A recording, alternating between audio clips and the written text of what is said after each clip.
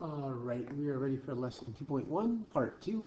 There's just a little bit left. I'm sorry for the interruption in here, but we'll cover these last two slides that I want to cover, and that will take care of lesson 2.1. Okay, our idea here is a one-sided limit, and then we're going to compare that with a two-sided limit. What we've been doing so far have been two-sided limits because we're approaching a value and we're looking at both sides.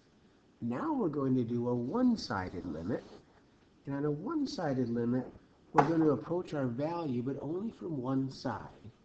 So if you look carefully at this notation, it's still the limit as x approaches c, but the little plus means you've got values that are larger than c. So you could also say that's from the right side, or a right-handed limit. So the plus means values larger than c.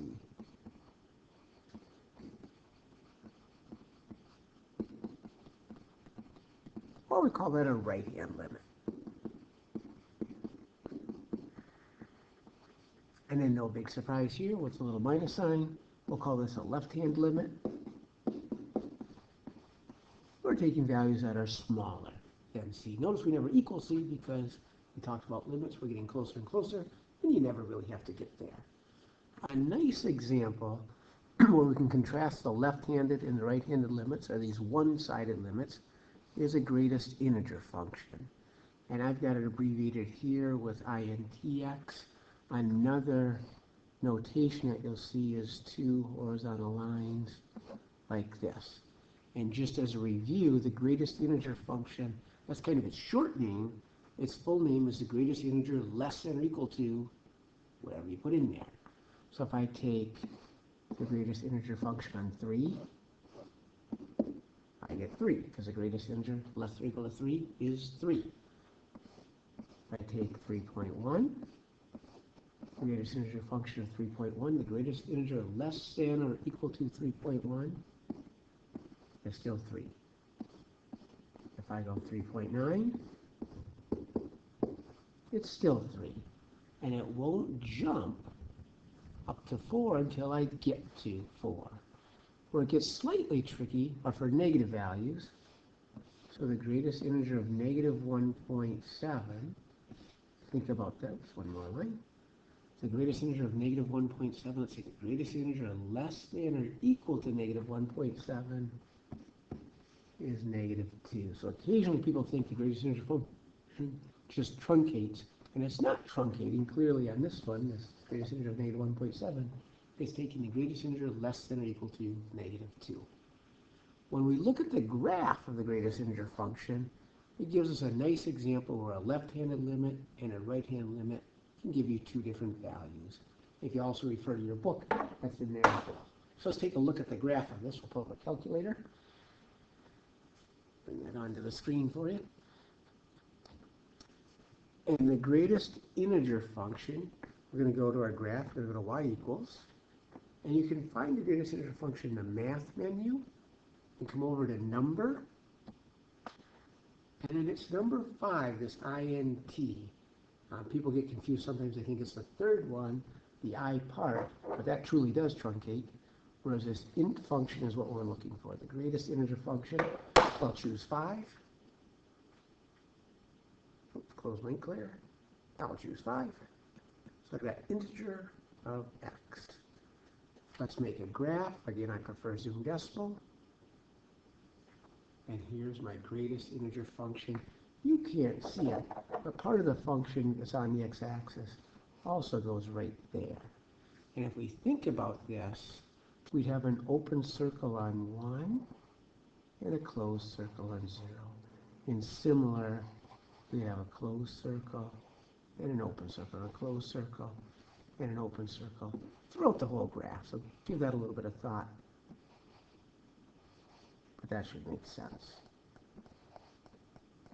I'll try to improve on that calculator picture a little bit. Okay, so now in this graph, let's take the limit and let's have x approach to, we'll put a plus, so they're always bigger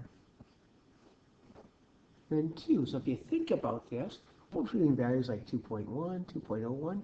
Or if you look at the graph, here's 2. We're approaching it from the right side, so always bigger than 2. we're looking at the function value, and it looks like the limit as x approaches 2 from the right is 2. Contrast that with the limit as x approaches 2 from the left. I'm always putting values less than 2, 1.9, 1.99. So I'm approaching 2 from the right. I look at my function values. They are consistently 1. So this gives us a nice example when you're approaching integer values of a function, the greatest integer function, where the left-hand limit and the right-hand limit are different. And again, note that's only for integer function. If I'm approaching 1.5, it doesn't matter what side I'm approaching 1.5 from. That limit will be the same. When I'm approaching integer values, the left-hand limit and the right-hand limit will give me 2 different values. So let's just save that graph. So we have that example. And then just understand this one little fact down here. See if this makes some sense. If a limit is going to exist, then the left-hand limit, the right-hand limit have to exist, and they better be the same value. Because that's what we're doing all along. When we're taking limits, we're approaching it from both sides. So just another kind of a clarification, a little detail here. You've got a left-hand limit, a right-hand limit. If your limit is going to exist, they both values, the left-hand limit and the right-hand limit, have to be the same. All right, last slide for this section.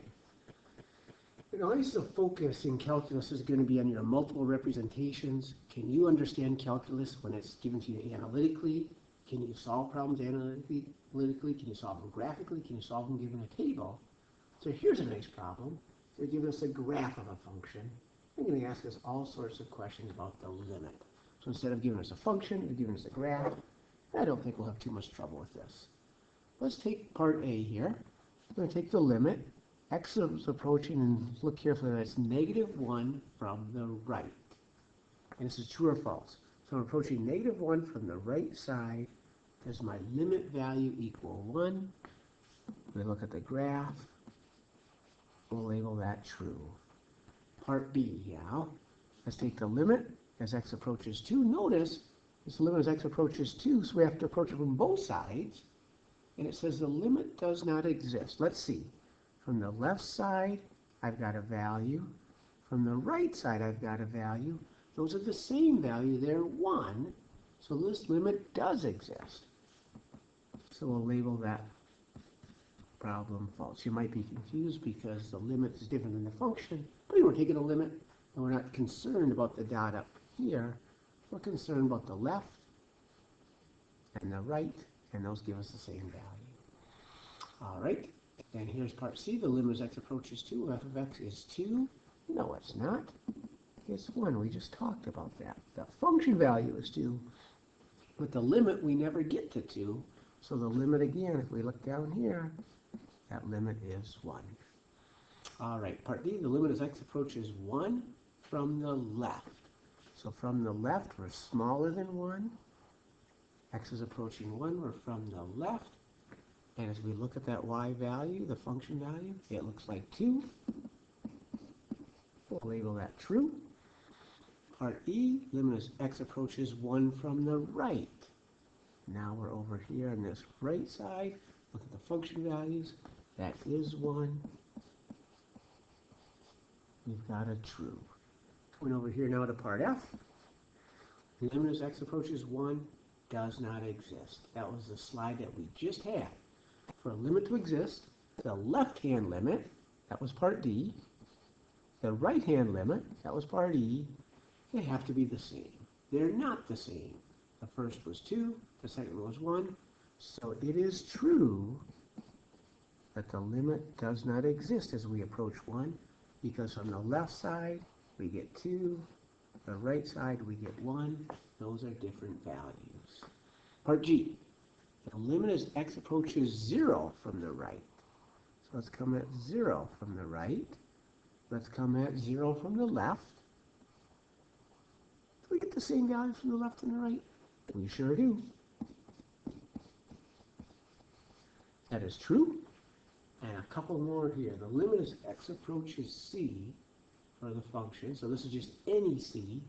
This limit exists at every c in the open interval from -1 to 1. And again, it's important to notice here it's an open interval, so we're not including -1 or 1.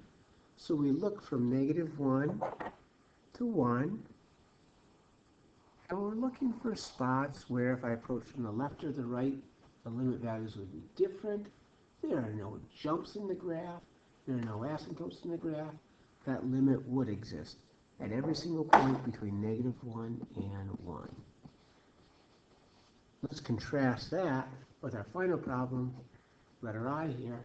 The limit as x approaches c exists at every c from 1 to 3. And again, it's an open interval. And I apologize, it's not going to be a contrast. Let's look from 1 to 3. And so in here, any value in here, it sure looks like the limit exists. And the limit's going to be 1. Bigger than 2, between 2 and 3. Any of those values exist. And you might be worried about 2. Don't worry about 2. We've answered that already. The limit as x approaches 2 of f of x, that also exists, because if it does not exist, we label that false. So the limit as we approach 2 also exists. So every c from 1 to 3, open intervals, those limits exist. So we're going to mark that one as true as well. And it looks like on this graph, if you consider the open interval from -1 to 3, the one spot where our limit does not exist was at x equals 1.